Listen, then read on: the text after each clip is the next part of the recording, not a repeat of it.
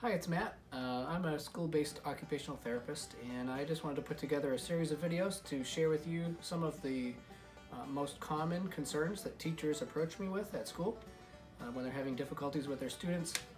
And so I want to share some strategies that relate to those sort of top 5 topics. So the first one that I'd like to tackle today, I have many teachers that approach me and say that their students either write too dark or too light. So there's some issue with pencil pressure when they're writing.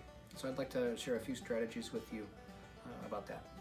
First of all, if your student is writing too light or too dark, the first thing you want to do is check their grasp to make sure that they have a more mature grasp on the writing utensil.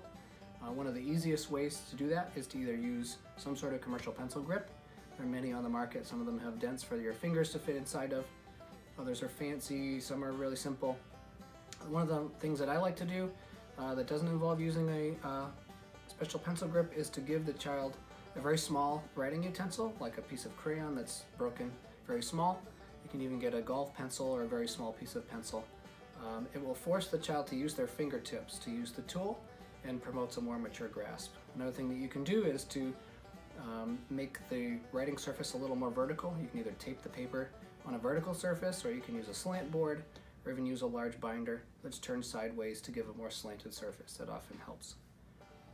Now, if students are writing too lightly, one of the things that I do often is try a softer pencil lead. So often standard pencils are number 2 lead. You might want to try a number 1 or even a 1.5.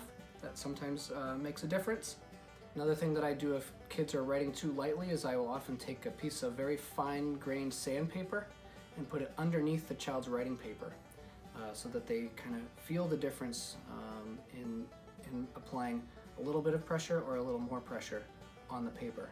Something else you can do if kids are writing too light or too dark is to have them explore a little bit, providing more and less pressure on a writing or a coloring implement. So I'll often give them like a black crayon, have them draw some boxes on a page, color one extremely dark to get it as black as they can, and then lighten up and maybe make the next one dark gray, and then a medium gray, a little lighter, and so on until they're just barely touching the paper. So they sort of learn to grade and shade a picture using a black crayon. That sometimes helps just with awareness of pencil or crayon pressure.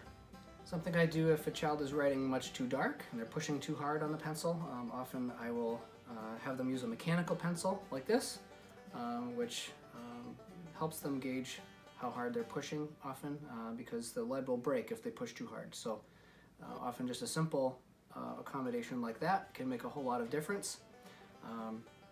For kids who maybe write too light or too dark, sometimes switching to a pen makes a lot of difference as well. So if they're having some trouble with a pencil and grading how light or dark to push on the pencil, sometimes just switching to a pen makes a lot of difference. So there's a few strategies that you can use for students who are writing either too light or too dark. Hopefully one or more of them may work for you, and I hope it was helpful.